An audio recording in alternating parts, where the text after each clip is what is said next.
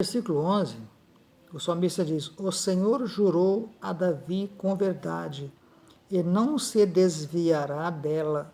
Do fruto do teu ventre porei sobre o teu trono. Aqui é um argumento muito forte, né? O Senhor jurou. Né? Não é qualquer pessoa que jurou, foi o próprio Deus. A mais potente arma a usar com Deus é a sua própria palavra. Se Deus falou, está falado. Se Deus jurou, está jurado. Se Deus prometeu, está prometido. E não vai voltar atrás. E aí é interessante que eles lembram aqui a Deus, né, do juramento que Deus fez com Davi. E veja que jurou a Davi com verdade. E não se desviará dela. Ou seja, Deus não vai se desviar do juramento que fizera Davi. Qual juramento? De que do seu, né, do fruto do teu ventre porei sobre o teu trono. E aqui é importante que os descendentes de Davi, eles permaneceram por um período de tempo sobre o trono de Israel. Mas aqui o argumento que se faz aqui é entre o rei, né, terreno, que é Davi, e o Deus Todo-Poderoso. Né? O rei se priva de toda a satisfação terrena, né, para quê? Preocupado em ter um lugar para o repouso de Deus. E se declara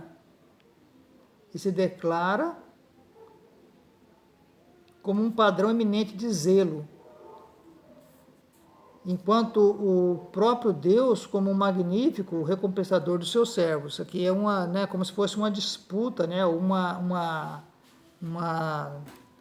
declaração, um argumento, né, entre Davi e Deus. O rei apresenta e promete residir naquele lugar em que foi providenciado pelo rei. Não, o rei se declara como um padrão eminente, diz ele, e o próprio Deus como um magnífico recompensador dos seus servos. O rei se priva de toda a satisfação terrena enquanto está ocupado, procurando satisfazer a Deus. E Deus, que enche o céu e a terra, promete residir naquele lugar que foi providenciado pelo rei. O rei apresenta a sua súplica, não apenas por si mesmo, mas também pelos que estão sob a sua responsabilidade, os seus sacerdotes, o seu povo. E Deus não limita a sua bênção ao rei, mas também pelo seu pedido, e estende à igreja e à comunidade. Aí continua falando assim, ó, o rei se compromete a cumprir o seu dever com um voto, e Deus confirma com o rei, Deus confirma com o rei, com um juramento que prometera, tanto ao rei como ao reino nas palavras que se seguem, mas ao rei nas que acabamos de ler agora. Então, o debate entre eles é assim, Davi estava preocupado com o lugar para Deus estar presente, né, a arca de Deus, e Deus estava preocupado em quê? Em abençoar o seu povo. A oração de Davi era pelo rei, mas Deus abençoa não só o rei e os sacerdotes, mas abençoa toda a nação de Israel e toda a igreja que foi compreendida nessa vinda de Cristo ao mundo, né, que não apenas Israel foi abençoado, mas toda a humanidade com a vinda de Jesus. Então, quando ele fala que Deus jurou, o Senhor jurou a Davi com verdade, não desviará dela, do fruto do seu ventre porei sobre o teu trono. E aí nós vamos repetir o que eu já falei. Não é apenas os filhos terrenos de Davi, mas a descendência que é Jesus. Esse é que atuará, que reinará, que se assentará perpetuamente no trono. É Jesus, o Filho de Deus, descendente de Davi. E aí no versículo 12 ele fala, se os teus filhos guardarem o meu conserto, aqui Deus falando com Davi, e os meus testemunhos que eu lhes hei de ensinar, também os seus filhos se assentarão perpetuamente no teu trono. É claro que aqui Deus está falando dos descendentes de Davi mesmo, né, os filhos que Davi tivera, que se eles guardassem, né, guardassem o concerto de Deus. O que é guardar o concerto de Deus? É observar os mandamentos. E os meus testemunhos que eu lhes hei de ensinar. Então, se eles guardassem, infelizmente não guardaram, como eu já falei, Salomão guardou por um período de tempo, mas depois se desviou adorando deuses estranhos, construindo altares para deuses falsos, como Baal, Azera e tantos outros deuses, né, dos egípcios, dos fenícios, porque ele casou com muitas mulheres, com muitas princesas, e cada uma dessas princesas tinha o seu Deus e queria um altar para o seu Deus na terra de Israel. E Salomão, para agradar as suas princesas, as suas mulheres, ele voltou as costas para Deus e cedeu à tentação e construiu altares para esses deuses falsos, para esses deuses mentirosos, e assim Deus rejeitou o Salomão no seu reino, embora não o fez quando ele estava reinando, mas disse que faria quando ele morresse, depois que ele morresse, e seu filho se assentasse sobre o trono de Israel, que foi Roboão. E aí, com Roboão, Deus então divide o trono de Israel e cumpre aquilo que havia dito, que se eles não guardassem os mandamentos de Deus, Deus também tiraria deles o trono. E aí no versículo 12, Deus ainda é enfático em dizer: se os teus filhos guardarem o meu concerto e os meus testemunhos, que eu lhes hei de ensinar, também os seus filhos se assentarão perpetuamente no teu trono. E o que nós temos para nós aqui nesse versículo? É muito importante para nós também, porque nós precisamos ensinar nossos filhos a guardarem os mandamentos de Deus. Nós precisamos ensinar nossos filhos a obedecerem a palavra de Deus, a servirem a Deus. Não apenas levá-los à igreja, não apenas conduzi-los à igreja ou mandá-los à igreja, porque infelizmente tem pais que mandam os seus filhos para a igreja, mas eles mesmos não vão. Isso está errado. Nós precisamos não apenas levar nossos filhos ao templo, à casa do Senhor, mas devemos ensinar a eles o caminho do Senhor, a reverenciar a palavra de Deus, a amar a palavra de Deus, a orar, a buscar ao Senhor, a ler a Bíblia, a ter experiência com Deus, a ter comunhão com Deus.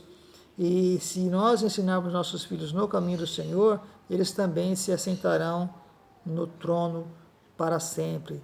Mas que trono? No trono que está preparado para todos aqueles que amarem ao Senhor Jesus, que obedecerem ao Senhor Jesus e que viverem para eles. E baseado em que eu falo isso? Que nós nos assentaremos em tronos? Baseados na palavra de Deus. A palavra de Deus nos fala isso. A palavra de Deus nos dá essa direção. Eu vou lhes mostrar aqui em Apocalipse. Eu só preciso achar o versículo para mostrar para vocês onde é que Jesus fala para João, o evangelista, que nós nos assentaremos em trono. Numa das cartas que ele escreve para 7 igrejas da Ásia, ele diz isso. Deixa eu ver se é para a igreja de Filadélfia. Já acho aqui.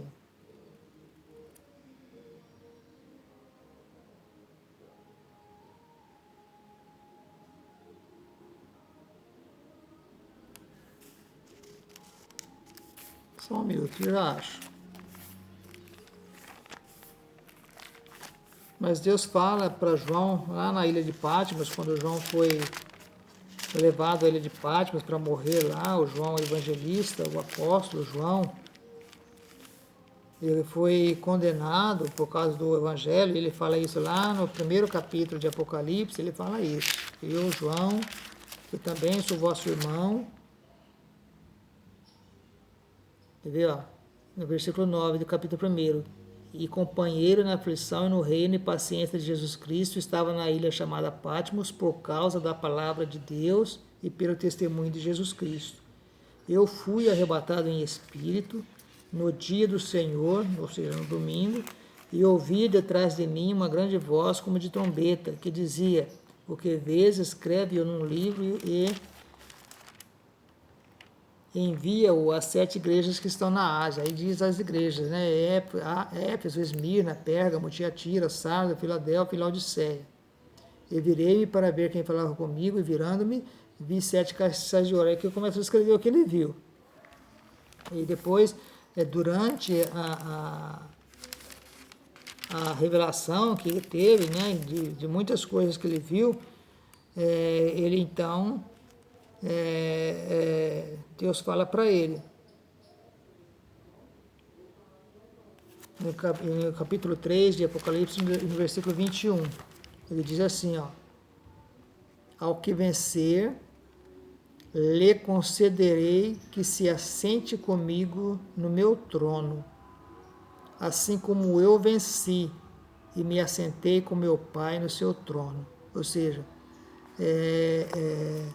todos aqueles que aceitam Jesus, no versículo 20 aqui do capítulo 3, Jesus fala assim, ó, eis que estou à porta e bato.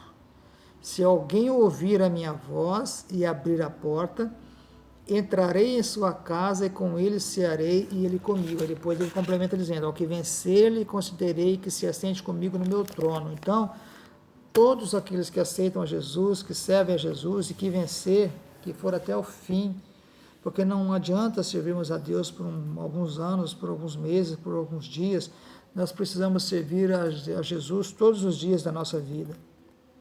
E só assim nós seremos vencedores. Então, aquele que vencer, seguindo a Jesus, servindo a Jesus, passando por todas as aflições e angústias pelas quais tiver que passar, mas não negar o nome de Jesus, esses se assentarão no trono de Jesus, assim como ele se assentou no trono de Deus, que ele disse lá no versículo 21 do capítulo 3 de Apocalipse. Então, aqui tem a promessa.